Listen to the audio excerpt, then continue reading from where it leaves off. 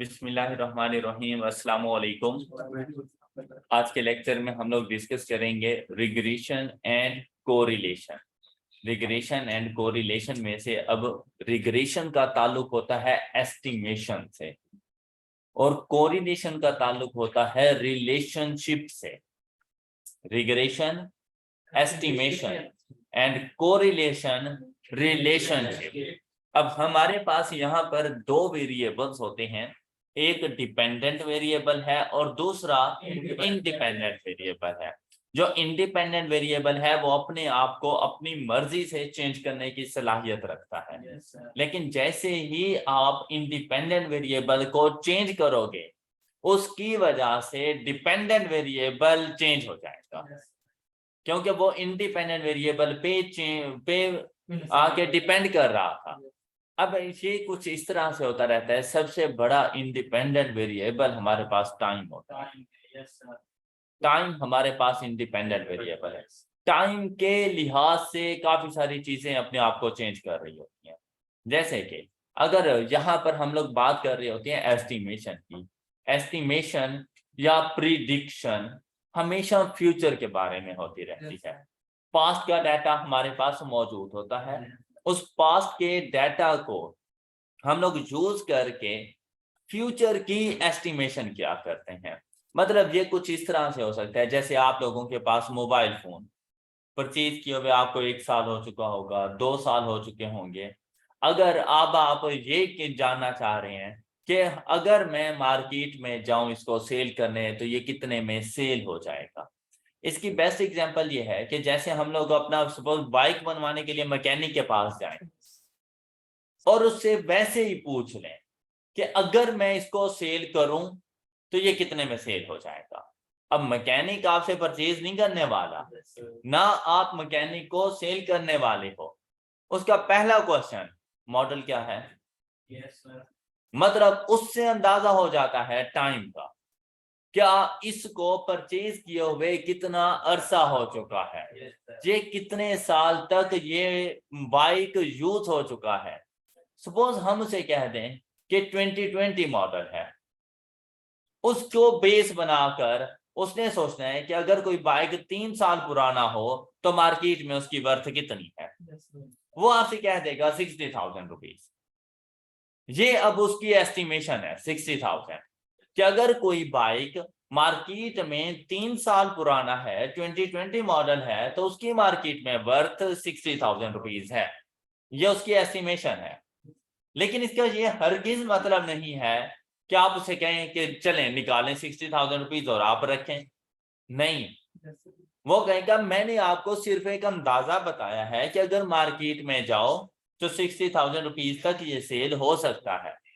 लेकिन जब आप उसको मार्केट में लेकर जाते हो सेल करने के लिए, जरूरी नहीं आपको 60,000 ही मिले, क्योंकि आपकी एस्टिमेशन गलत हो सकती है, उसमें थोड़ा बहुत चेंज आ सकता है।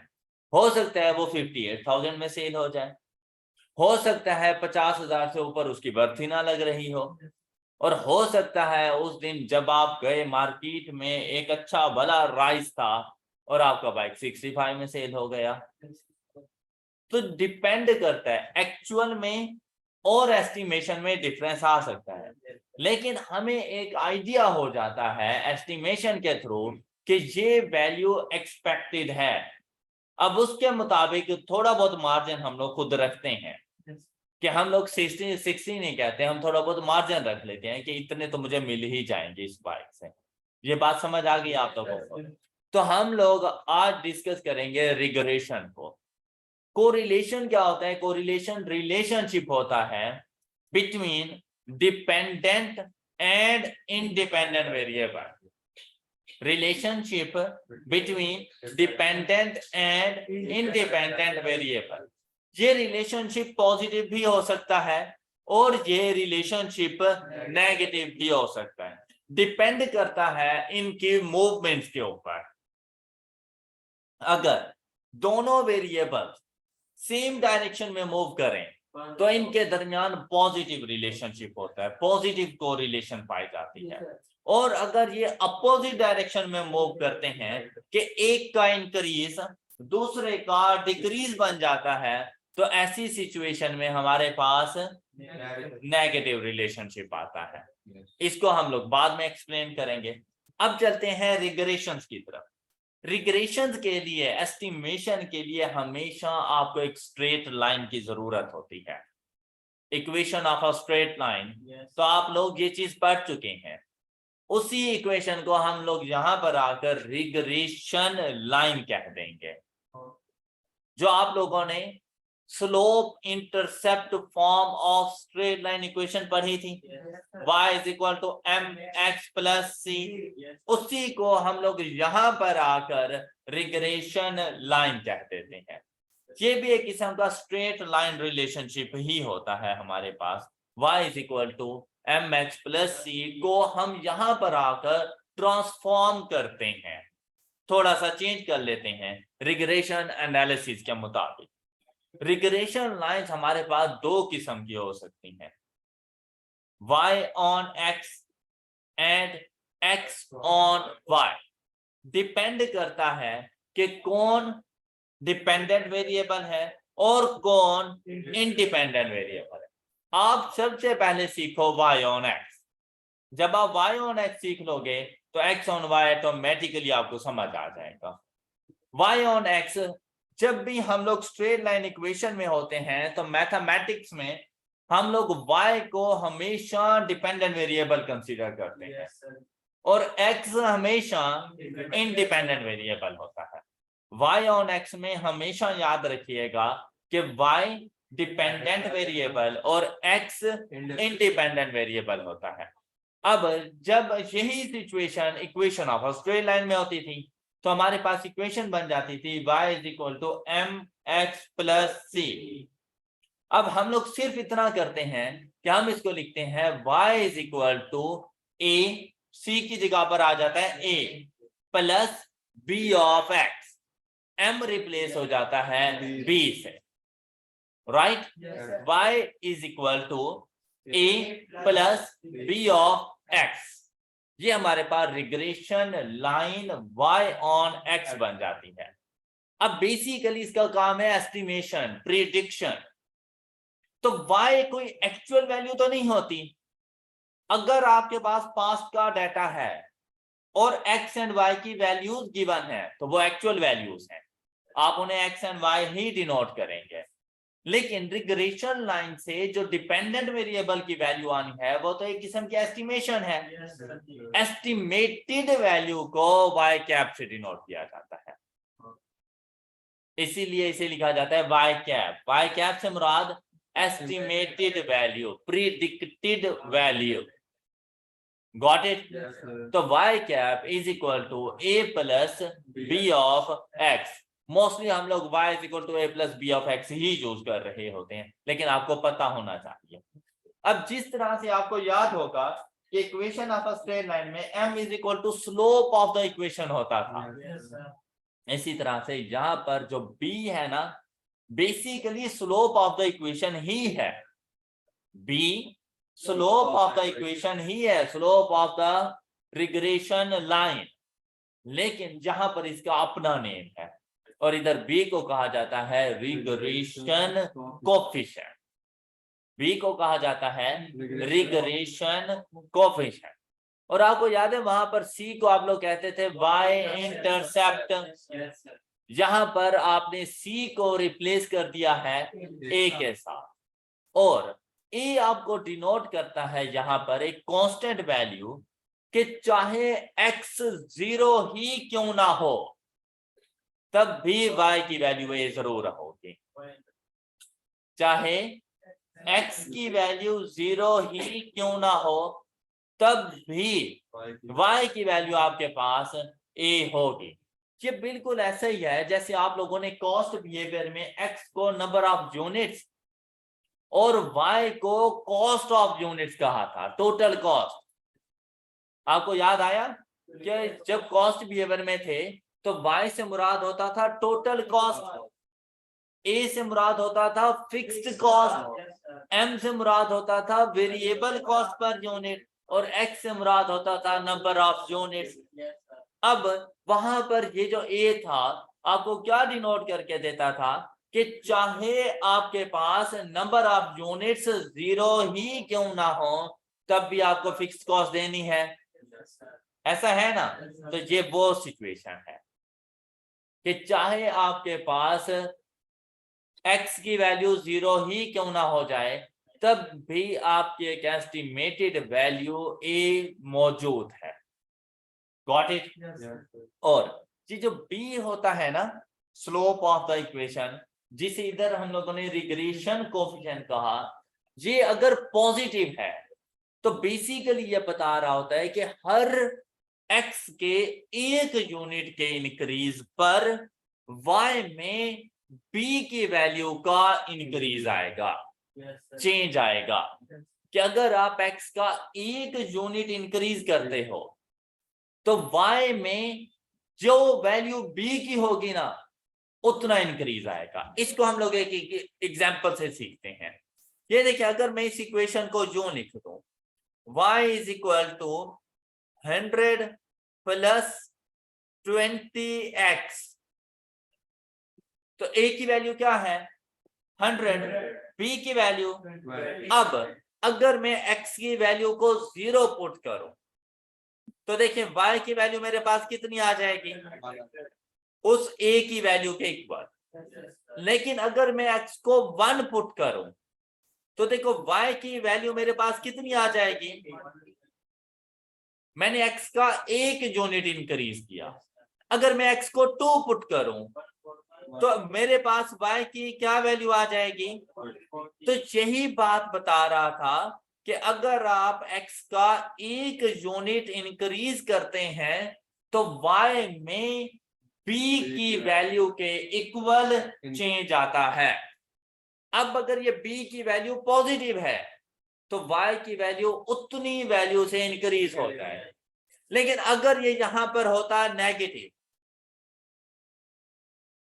तो फिर y 0 पर होता 100। जब 1 यूनिट पुट करते, जब 2 यूनिट पुट करते, अब negative sign decrease in y को शो करता है कि अगर आप x का एक यूनिट इंक्रीज करें तो y के b की वैल्यू के इक्वल यूनिट्स डिक्रीज हो जाएंगे। ये है इसकी इंटरप्रिटेशन। बात क्लियर हो गई है सारी। अब चलते हैं कि हम लोगों ने इसको फाइंड कैसे करना है। जिस तरह से आप लोगों ने देखा equation of a straight line में कि slope intercept form of the equation हो, तो आपको अगर स्लोप ऑफ द इक्वेशन बता दिया जाए और y इंटरसेप्ट की वैल्यू बता दी जाए तो आप इक्वेशन फाइंड कर लेते थे। ऐसे ही था ना। तो यहां पर भी अगर मैंने regression line y on x draw करनी है तो मेरे पास a और b की वैल्यूज का होना जरूरी है। मेरे पास a और b की वैल्यूज हों, मैं आके पुट करूं और मेरे पास रिग्रेशन लाइन बन जाए। अब a की वैल्यू को कैसे फाइंड करना है। a की वैल्यू के लिए कोई मुश्किल फार्मूला नहीं है। ये देखें, आपके पास ये इक्वेशन ये कुछ इस तरह से बन गया, a plus b of x, right. अब मैंने a की वैल्यू फाइंड करनी है तो a को इधर ही रहने दो, बाकी सबको मूव करा दो। तो a की वैल्यू क्या बन जाएगी, a is equal to y minus b of x। ये का फार्मूला हो गया। लेकिन जहां पर फिर क्वेश्चन आता है कि भाई मेरे पास तो x की बेशुमार वैल्यूज हैं। जब x की बेशुमार वैल्यूज हैं तो हर x की वैल्यू के लिए y की वैल्यू भी मौजूद है। तो यहां पर x की कौन सी वैल्यू पुट करें, y की कौन सी वैल्यू पुट करें। तो कहा गया है कि अगर आपके पास डाटा काफी सारा है तो आप x एंड y की एवरेज ले लो, बस इतना सा फर्क है। x एंड y जो भी आपके पास डाटा मौजूद है, आप x की भी एवरेज यूज कर लो इधर और y की भी एवरेज यूज कर लो। All right, all right. तो a का क्या फार्मूला बन गया, a is equal to y bar minus regression coefficient multiplied by x bar. ये बात क्लियर है सब बच्चों को। अच्छा, इसी फार्मूले को हम यूं भी लिख सकते हैं, a is equal to y bar y bar आपके पास कैसे आता होगा? Summation y by number of values n minus b, और x बार आपके पास कैसे आता होगा? Summation x by n। तो आप इस फार्मूले को इस तरह से भी लिख सकते हैं, कोई इशू लेकिन आपने इसको याद रखना है। अब डाटा में से आपको x बार मिल जाएगा। अगर डाटा गिवन हो तो क्या आप उसकी y बार की वैल्यू फाइंड कर लेंगे? लेकिन a की वैल्यू को कैलकुलेट करने के लिए भी b चाहिए, रिग्रेशन कोएफिशिएंट, और इक्वेशन बनाने के लिए भी मुझे b की वैल्यू चाहिए। तो बेसिकली आप सबसे पहले b की वैल्यू फाइंड क्या करेंगे? रिग्रेशन कोएफिशिएंट की वैल्यू फाइंड क्या करें? वही रिग्रेशन कोएफिशिएंट इस इक्वेशन में आके आप लोग पुट कर देंगे। ऑलराइट, इस रिग्रेशन कोएफिशिएंट को, अब ये रिग्रेशन लाइन हम कौन सी बनाने जा रहे हैं? Regression line y on x। तो इस रिग्रेशन कोएफिशिएंट को भी कहा जाता है, रिग्रेशन कोएफिशिएंट को डिनोट करेंगे b से, और अगर ये regression line y on x के लिए है तो इसकी सबस्क्रिप्ट में yx लिख दिया जाता है। ओके, वैसे तो b से डिनोट करते हैं, लेकिन अगर आप दोनों रिग्रेशन कोएफिशिएंट लिख रहे हैं तो कौन सी लाइन का कौन सा रिग्रेशन कोएफिशिएंट है तो आपको बताना पड़ता है। तो आप इसके लिए लिख दिया करें b y x। तो b stands for regression coefficient, yx stands for regression line y on x। Alright, यहां तक कोई इशू? अब चलते हैं b की वैल्यू को कैलकुलेट करने की तरफ। आई होप के a का फार्मूला क्लियर है आप सब बच्चों को।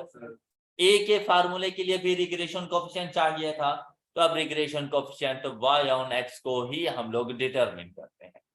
रिग्रेशन कोएफिशिएंट को डिटरमिन करने का जो फार्मूला है हमारे पास, अब आपके पास रिग्रेशन एनालिसिस के अंदर दो वेरिएबल्स गिवन होंगे। आप लोग देखिए, आप जब पहले मीन, मीडियन, मॉड वगैरह फाइंड करते थे, स्टैटिस्टिकल मेजर ऑफ डाटा, तो वन वेरिएबल होता था, लेकिन यहाँ पे टू वेरिएबल्स हैं, x एंड y। तो रिग्रेशन कोएफिशिएंट फाइंड करने के लिए आपने न्यूमरेटर में लिखना है covariance of x and y, covariance of x and y divided by variance of x, covariance of x and y divided by variance of x, independent variable का variance. x independent variable है ना यहाँ पर, तो independent variable के variance के साथ।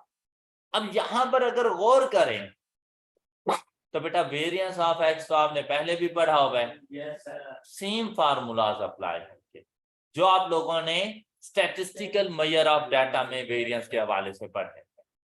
Alright, covariance of X and Y ये आपके लिए एक न्यू चीज है, क्योंकि इससे पहले हम लोगों ने टू वेरिएबल्स देखे नहीं थे, इसीलिए उनका कंबाइंड वेरिएंस भी हम लोगों ने स्टडी नहीं किया। आज हम इसको देख लेंगे। अब इसको डिनोट किया जाता है covariance of X and Y को कैपिटल एस और उसकी सबस्क्रिप्ट में एक्स एंड वाई। तो ये डिनोट करता है हमारे पास covariance of X and Y. और वेरिएंस को किससे हम लोग डिनोट करते थे? एस स्क्वायर से। ओके, स्टैंडर्ड डेविएशन का एस स्क्वायर। लेकिन अब यहाँ पे बताना पड़ेगा कि यार ये वेरिएंस कौन से वेरिएबल का है, तो ये कौन से वेरिएबल का है, तो इसीलिए इसके साथ एक्स लगा दिया करें। तो बी वाई ऑन एक्स का हमारे पास फार्मूला होगा covariance of X and Y divided by variance of X. अब वेरिएंस ऑफ एक्स आपका पुराना टॉपिक है, और वेरिएंस को फाइंड करने के आपके पास तीन फार्मूलाज होते हैं, और वो तीन फार्मूलाज ये आपके सामने है वेरिएंस ऑफ एक्स के लिए। क्या? सबसे पहला formula summation into X minus x bar whole square divided by N.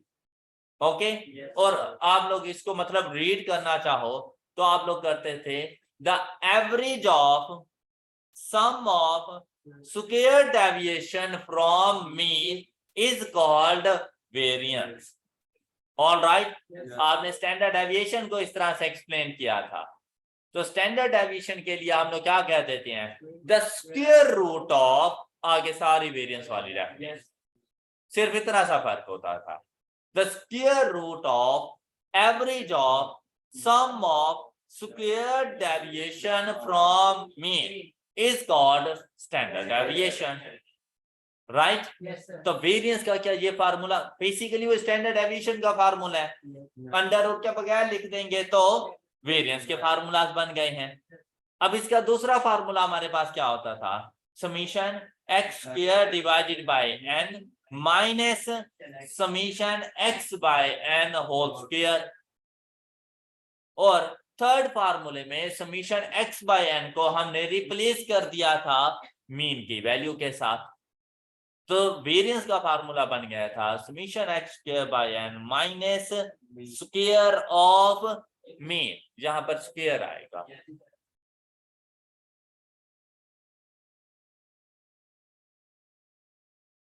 Square of mean. Alright, कोई इशू?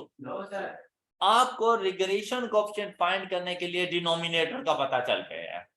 अब जिस तरह से मर्जी डाटा दे दें आप इजीली उसके डिनोमिनेटर को फाइंड कर सकते हैं, राइट। अब चलते हैं उसके न्यूमरेटर की तरफ। न्यूमरेटर क्या था, covariance of X and Y. तो बेटा वेरिएंस के ही फार्मूले से कोवेरिएंस का पता चल जाएगा, मतलब आपको अब इस चीज को ज्यादा रट्टे लगाने की जरूरत नहीं है। देखिए भाई ऊपर आप लोग वेरिएंस ले रहे थे एक्स का, ऐसे ही है ना, अब क्या है वेरिएंस लेना है एक्स एंड वाई का, ऑलराइट। तो बेटा बेसिकली वेरिएंस क्या होता है, स्टैंडर्ड डेविएशन क्या होता रहता है, the deviation of values from the mean, ऐसे ही है ना। तो अब आप लोग क्या करेंगे, देखिए भाई आप लोगों के पास जब एक वेरिएबल होता था और आप डेविएशंस का सम लेते थे तो आंसर 0 आ जाता था, ऑलराइट। अब आप लोगों ने एक्स की वैल्यूज की भी डेविएशन फाइंड करनी है और आप लोगों ने y की वैल्यूज की भी उनकी एवरेज के साथ डेविएशन फाइंड करनी है। इन दोनों का अगर अलग अलग सम फाइंड करें तो दोनों का सम 0 होगा, क्लियर। अब इस 0 से को खत्म करने के लिए हम लोग उसका स्क्वायर ले लेते थे, डेविएशन को डेविएशन से मल्टीप्लाई करवा दे। बेटा यहाँ पर आपको इसकी जरूरत नहीं है, यहाँ पर आप इसको ही आपस में मल्टीप्लाई करवा दो, deviation of x multiplied by deviation of y, alright. इससे पहले क्या होता था, y होता नहीं था, तो हम लोग ये देखें x को x बार से मल्टीप्लाई करवा के इसको लिख देते थे x माइनस x बार का। अब आपको स्क्वायर लेने की जरूरत नहीं है, अब आपके पास दो डिफरेंट डेविएशंस मौजूद हैं तो आपने उसके मुताबिक चलना है। आपने जब x minus x bar multiplied by y minus Y bar किया तो क्या स्क्वायर आएगा आपके पास, नहीं, जरूरत ही नहीं है। और इनके सम को डिवाइडेड बाय n कर दें, covariance of x and y, alright. सिर्फ फर्क क्या बना कि यहां पर जो आप स्क्वायर लगा रहे थे, क्योंकि आप इसको इसके साथ ही मल्टीप्लाई कर रहे थे इसीलिए आप लोग स्क्वायर लगा देते थे। यहाँ पर x को y से मल्टीप्लाई किया तो अब स्क्वायर लगाने की जरूरत, ऑलराइट। अब देखें दूसरा क्या होता था कि जब x को x से मल्टीप्लाई करते थे तो x स्क्वायर बन जाता था, ऐसे ही था ना। लेकिन अब यहाँ पे देखो x को किससे मल्टीप्लाई करोगे तो हम इसे क्या लिख देंगे, summation x Y divided by minus, अब यहां पर देखो summation X by N whole square, क्योंकि मीन मल्टीप्लाइड बाय मीन तो मीन का स्क्वायर, लेकिन यहां पर देखो ये मल्टीप्लाई हो रहा है इसके साथ, तो एक्स बार कैसे आएगा, summation X by N multiplied by Y bar कैसे आएगा, समीशन वाई बाय एन, या इनको रिप्लेस कर दो मीन की वैल्यूज के साथ, ऑलराइट। तो ये फार्मूलाज बन जाते हैं covariance of X and Y. एक नजर फिर से इनके फार्मूलाज को अच्छे से देखते हैं। वेरिएंस ऑफ एक्स के फार्मूलाज पहले से आपको तैयार हैं, लेकिन आप लोग covariance of X and Y के फार्मूलाज को देखें।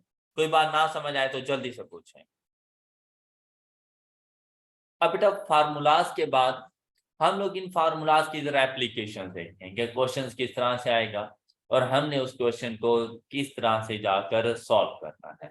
अब जरा प्रैक्टिस क्वेश्चन साथ साथ हम लोग सॉल्व करते जाएंगे। आई होप कि यहाँ तक के फार्मूलाज क्लियर हैं आप बच्चों। और अगर यहाँ तक के फार्मूलाज क्लियर हैं तो बेसिकली अब आप रिग्रेशन लाइन बनाने की सलाहियत रखते हैं कि आप लोग रिग्रेशन लाइन बना लेंगे। चलते हैं हम लोग प्रैक्टिस क्वेश्चंस की तरफ। चैप्टर नंबर 10 है ये हमारा रिग्रेशन कोरिलेशन, और इनमें से अभी जो आप लोगों ने फर्स्ट क्वेश्चन सॉल्व करना है वो आपके पास है क्वेश्चन नंबर 5। क्वेश्चन नंबर 5 में regression line y on x बना कर देनी है आप लोगों ने। शाबाश, जल्दी करें। Question number 5 option A, regression line y on x। 2 minute है आपके पास, इसकी कैलकुलेशंस करें जरा। तो बेटा अगर आपके पास summation x, summation y, summation x y, summation x square, summation y square and number of observations given हो आपके डाटा में, और आप लोगों ने रिग्रेशन लाइन फाइंड करनी हो, तो आपने सबसे पहले b की वैल्यू को डिटरमिन करना है। अब b की वैल्यू को डिटरमिन करने का सबसे पहले आप लोगों ने फार्मूला देखना है। फार्मूले के लिए आपको पता होना चाहिए covariance of x and y divided by variance of x, इसका आपको पता होना चाहिए। अब इनको फाइंड करने के लिए पहले हम लोग covariance of x and y find करेंगे। तो इस डाटा से देखें तो कोवेरिएंस को फाइंड करने का जो फार्मूला हम लोग अप्लाई करेंगे वो हमारे पास होगा कुछ इस तरह से, समीशन एक्स वाई, और समीशन एक्स वाई क्या है हमारे पास 1500 divided by n number of observation 10 minus summation x 200 by 10, आप यहाँ पे 20 भी लिख सकते थे मीन की वैल्यू इसकी, and multiplied by summation y 42 by 10, और यहाँ पर आप 4.2 भी लिख सकते थे y के मीन की वैल्यू 4.2 इज इक्वल टू, तो न्यूमरेटर की वैल्यू क्या बन गई आपके पास 66।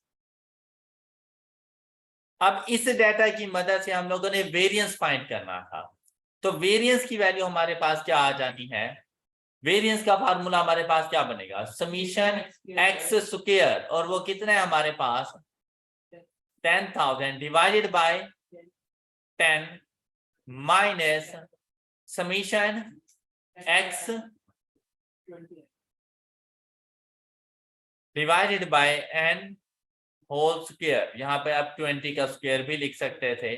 तो ये वैल्यू क्या आ गई आपके पास 600, यहाँ पर आ जाएगा 600 इज इक्वल टू, तो जैसे ही आप लोगों ने 66 डिवाइडेड बाय 600 किया तो हमारे पास आंसर आ गया 0.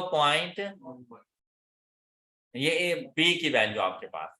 इसी तरह से ए की वैल्यू को डिटरमिन करने के लिए हमने कहा वाई बार, या वाई बार कैसे आएगा 42 बाय 10 माइनस 0.11 इनटू एक्स बार, और एक्स बार की वैल्यू 200 डिवाइडेड बाय 10, तो यहां से आपको ए की वैल्यू मिल गई 2। तो रिग्रेशन लाइन हमारे पास क्या बनेगी, y cap is equal to 2 plus 0.11 x। Any issue? अब हम अपने काम को ना मजीद आसान करते जाएंगे, और वो किस तरह से, अगर आप लोग जहां पे देखें रिग्रेशन कोफिशिएंट फाइंड करने के लिए मुझे covariance of X and Y अलग से फाइंड करना पड़ा, वेरिएंस ऑफ एक्स अलग से फाइंड करना पड़ा, और थर्ड स्टेप में आके मैंने रिग्रेशन कोफिशिएंट को आके फाइंड किया। ऐसे ही था ना। अब हम लोग थोड़ी सी स्मार्ट वर्किंग करते हैं, और हम डायरेक्ट रिग्रेशन कोएफिशिएंट ही फाइंड किया करेंगे। मतलब कि बेटा मुझे जरूरत है रिग्रेशन कोएफिशिएंट की, तो मैं covariance of X and Y नहीं फाइंड करूंगा, मैं वेरिएंस ऑफ एक्स भी फाइंड और मैं एक कंबाइंड फार्मूला बना दूंगा। मतलब मैं फार्मूले को सिंप्लीफाई करने जा रहा हूं, मैं फार्मूले को variance of X and Y के फार्मूले को वेरिएंस ऑफ एक्स के फार्मूले से डिवाइड करूंगा और उससे एक सिंप्लीफाइड फार्मूला बना देंगे और वही फार्मूला हम इन फ्यूचर यूज करते रहेंगे। तो इसके हमारे पास फार्मूला कुछ इस तरह से आके बनेंगे। ये है हमारे पास सिंप्लीफाइड फार्मूला। अब आपको इसकी डेरिवेशन जानने की जरूरत नहीं है कि इसकी डेरिवेशन क्या थी। बेसिकली अब अगर हम लोगों ने B Y on X regression coefficient Y on X find करना होगा तो हम डायरेक्ट ये वाला फार्मूला यूज करेंगे। अच्छा क्या हुआ, हमने फार्मूले को फार्मूले से डिवाइड किया। किस तरह से, ये देखें, covariance of X and Y के फार्मूले को हमने डिवाइड कर दिया, इस फार्मूले को हमने डिवाइड कर दिया इस फार्मूले के साथ। तो देखो इस फर्स्ट वाले की डेरिवेशन आपको चलें बताते चलते हैं। जब मैंने इसको डिवाइड किया इस फार्मूले के साथ तो ये देखिए मैं इसको यूं लिखूंगा, एक्स माइनस एक्स बार का स्क्वायर डिवाइडेड बाय एन। तो क्या रिग्रेशन कोएफिशिएंट आ जाएगा, रिग्रेशन कोएफिशिएंट आ जाएगा। लेकिन अब देखो हम लोगों ने पढ़ा था कि जब आप इस तरह से डिवीजन करने लगो तो डिवीजन के साइन को मल्टीप्लिकेशन के साइन के साथ रिप्लेस कर दो और उसके बाद जो फ्रैक्शन है उसका रेसिप्रोकल ले लो। ऐसे ही था ना, तो हम यहाँ पे ऐसे ही कर लेते हैं। ये देखें, क्या मैं इसको इस तरह से लिख लूं, multiplied by n by summation x minus x bar का स्क्वायर। कैसा कर लें, तो बेटा n के साथ n कैंसल, बाकी क्या बढ़ जाएगा हमारे पास, summation x minus x bar y minus divided by summation x minus x bar का, और ये आपके पास बन जाएगा b Y on x. Clear. अब अलग अलग फार्मूलाज के लिए आपको एफर्ट्स करने की जरूरत नहीं है, अब आप लोगों ने ये सिंगल फार्मूला याद रखना है। और दूसरी बात बेटा ये कि अगर आप फर्स्ट फार्मूलाज में जाते हैं तो आपको नंबर ऑफ ऑब्जर्वेशन का पता होना जरूरी है। लेकिन ऐसा भी हो सकता है कि आपको ये वाली information they, number of observations बताए ही ना, तो आपने कंफ्यूज हो जाना है। फिर ना तो आपसे कोवेरिएंस ऑफ एक्स आने वाला है, covariance of X and Y, और ना ही आपसे वेरिएंस ऑफ एक्स आने वाला। तो जब ये नहीं फाइंड कर पाएंगे तो रिग्रेशन कोएफिशिएंट कैसे फाइंड करेंगे। लेकिन अब अगर आपको n की वैल्यू गिवन नहीं है आप रिग्रेशन कोएफिशिएंट फाइंड कर सकते हैं, क्योंकि इस फार्मूले में मुझे n की जरूरत भी नहीं है। ऑल राइट, तो रिग्रेशन कोएफिशिएंट का आपका पहला फार्मूला यही है, और ये सिर्फ उस टाइम पे यूज करना जब क्वेश्चन के अंदर सेम ऐसा ही डाटा आपको गिवन हो, आपने उस टाइम पे इसको यूज करना है। अदरवाइज इस फार्मूले को आपने ज्यादा यूज नहीं करना। और अगर आप लोग सेकंड फार्मूला देखें तो बेटा इसको हमने डिवाइड किया इस फार्मूले के साथ और हमें रिजल्ट मिले कुछ इस तरह, n into summation x Y minus summation x summation y divided by n summation x square minus summation x whole square, ये formula. And the third one is जहां पर मीन की वैल्यूज आ रही हैं, अब फर्क क्या आएगा, समीशन एक्स समीशन वाई की जगह पर मीन की वैल्यूज आ जाएंगी, तो हम इसे लिखेंगे समीशन एक्स वाई माइनस, अब देखिए समीशन एक्स लिखना है, समीशन एक्स का क्या फार्मूला होता था, एन एक्स बार है, तो ये देखो ये एन एक्स बार आ गया है, और यही एन जब वाई बार से मल्टीप्लाई होगा तो समीशन y दे देगा। तो summation x Y minus N X bar Y bar divided by summation x square minus N X bar whole square. ये तीन फार्मूलाज हैं रिग्रेशन कोफिशिएंट्स के, जो कि अब आप लोगों ने यूज करने हैं। एक नजर इन फार्मूलाज को फिर से देख लें ताकि फिर हम लोग प्रैक्टिस क्वेश्चन सॉल्व कर सकें। हाँ जी, अब इन फार्मूलाज के बाद हम लोग चलेंगे इन फार्मूलाज की जरा एप्लीकेशन की तरफ, इनको यूज करने की तरफ हम लोग चलते हैं। अब आपका क्वेश्चन नंबर 5 इन फार्मूलाज की मदद से सॉल्व हो सकता था। क्या बी का डायरेक्ट फार्मूला ही अप्लाई करते तो आपके पास 0.11 आंसर आ जाता। आप लोगों को covariance of X and Y and variance of X find करने की जरूरत नहीं थी। अब आप लोग यही रिग्रेशन कोफिशिएंट्स के फार्मूलाज को यूज करते हुए क्वेश्चन नंबर 10 में मुझे रिग्रेशन कोफिशिएंट फाइंड करके दें। अब यहां पर ये क्वेश्चन बहुत सिंपल था और देखिए आपको सारा डाटा गिवन है। अब regression coefficient y on x find करना है तो भाई ये 580 आपका न्यूमरेटर और डिनोमिनेटर 2250। अब देखिए यहां पर n की वैल्यू है ही नहीं, लेकिन आप लोग रिग्रेशन कोएफिशिएंट बहुत इजीली फाइंड कर चुके हैं और इसका आंसर हमारे पास आ जाएगा 580 divided by 2250 is equal to 0.257। क्या यही आया है? yes, 26 कर देते हैं। ये हमारे पास regression coefficient y on x आता है। अब आप लोग क्वेश्चन नंबर 11 का डाटा यूज करें, सिर्फ भाई ये लास्ट की 2 लाइंस को छोड़ दें, सिर्फ ये डाटा यूज करें। ये नंबर ऑफ ऑब्जर्वेशन 7 है, बाकी ये सारा डाटा गिवन है और मुझे रिग्रेशन लाइन बना कर दें। Regression line y on x जल्दी से फाइंड करें। अब बेटा यहां पर डाटा की नेचर को देखते हुए रिग्रेशन लाइन बनानी थी तो सबसे पहले रिग्रेशन कोफिशिएंट का जो फार्मूला आना था फ्रैक्शन ऑन कर लेते यहाँ पर। सबसे पहले अब देखें समीशन एक्स वाई है, समीशन एक्स समीशन वाई है। एन सबसे पहले आपने लिखना है multiplied by summation x Y, और समीशन एक्स वाई कितना आ रहा है हमारे पास 32864 minus summation X multiplied by summation y and divided by n summation x square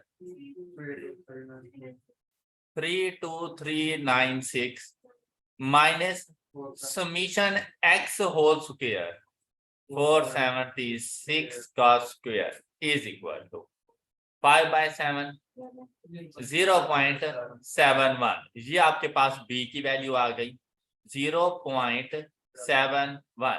अब इसको पुट करेंगे हम लोग और a की वैल्यू फाइंड कर लेंगे।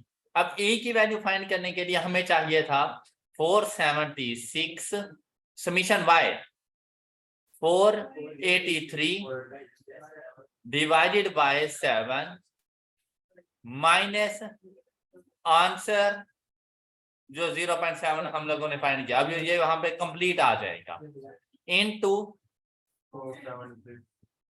476 divided by 7 is equal to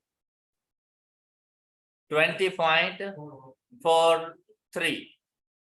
तो आंसर क्या बनेगा 20.43 plus 0.71 x is equal to y। ये रिग्रेशन लाइन आपके पास बन जाएगी। क्या आप लोगों ने यही आंसर फाइंड किया है? ठीक है, ऑलराइट। आई होप कि ये कॉन्सेप्ट आप सब बच्चों को समझ आ चुका है। आप लोगों ने regression line y on x determine करना सीख लिया है। अब अगर आप लोगों को regression line x on y बताई जाए तो आपके लिए ये जरा भी मुश्किल नहीं होने वाली है। Regression line x on y, सिर्फ फर्क क्या पड़ता है कि इससे पहले जो आपका डिपेंडेंट वेरिएबल होता था वो इंडिपेंडेंट हो जाता है, और जो इंडिपेंडेंट था वो मतलब आप लोगों ने y ऑन x में y को डिपेंडेंट और x को इंडिपेंडेंट कंसीडर किया हुआ था, लेकिन यहां पर आकर आपके पास x ऑन y में x डिपेंडेंट हो जाता है और y इंडिपेंडेंट बन जाता है। बेटा प्रैक्टिकल लाइफ में क्या आपको इस जैसी कोई एग्जांपल मिलती है कि ऐसे दो वेरिएबल्स स्टार्ट में x इंडिपेंडेंट हो लेकिन एंड पे x डिपेंडेंट हो जाए?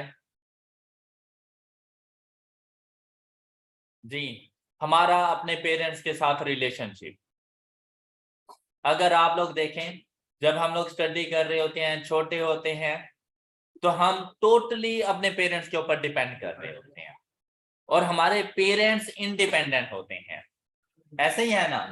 लेकिन जब वो ओल्ड एज में पहुंच जाते हैं और हम लोग अर्न करना शुरू कर देते हैं, तब हमारे पेरेंट्स हम पे डिपेंड कर रहे होते हैं और हम इंडिपेंडेंट हो चुके होते हैं, राइट।